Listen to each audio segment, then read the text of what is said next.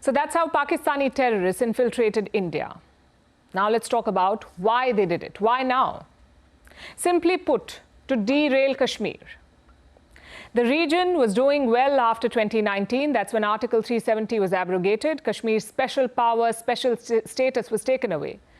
It was converted from a state into a union territory in 2019. And since then, the situation has improved. Let's look at security first. In 2019, more than 280 terror attacks had been reported.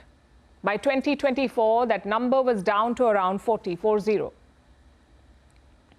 Attacks on security forces also came down. In 2019, 96 attacks were reported. By 2024, it had come down to 5 attacks. Our security forces deserve credit for this. They managed to control the situation in Kashmir. As a result, the economy also improved. Jammu and Kashmir grew by 7.8% on average in the last 3 fiscal years. 7.8%. The national average was 7.7%. So Jammu and Kashmir did marginally better. The business atmosphere was also improving. More and more companies were being set up in the region. In fact, I have some numbers from the government. In 2019, around 3,000 companies were active in Jammu and Kashmir. 2019, 3,000 companies. By 2023, this number grew to 5,400 companies. And this year, it reached more than 8,000 companies. Clearly, things were looking up. Tourism was another success story. From 2021 to 2024, tourism grew at 15% every year. More than 23 million people visited in 2024. This was up from 21 million people in 2023. So people were feeling confident about Kashmir.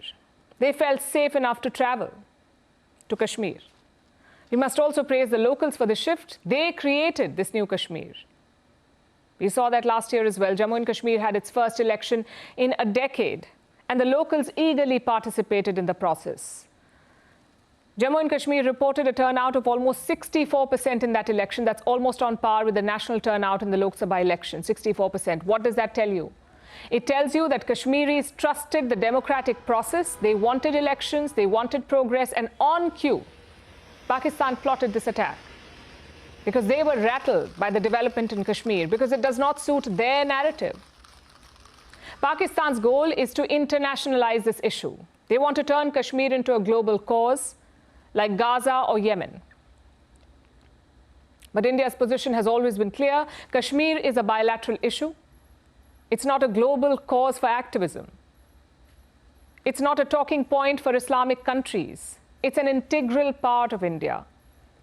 A part that was suddenly doing well. You had headlines about foreign investment in Kashmir, tourists were flooding the valley, and elections were concluded successfully. Pakistan could not allow this to continue.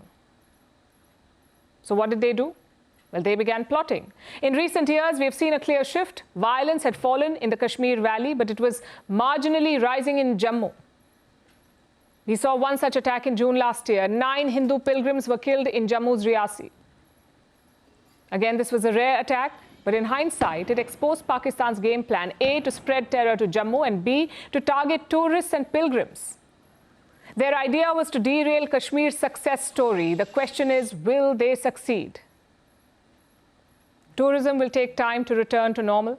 The government and the locals will have to work hard to get these people back, to get the tourists back. It's a game of patience and confidence. But the good news is that Kashmir is fighting back. We saw locals lining up to help the tourists. We saw mosques and religious leaders condemning the attack, and the whole valley shut down for the first time in 35 years. And that has sent a clear message to Pakistan. You do not have support in Kashmir. Kashmiris want peace and prosperity. They do not want guns and violence.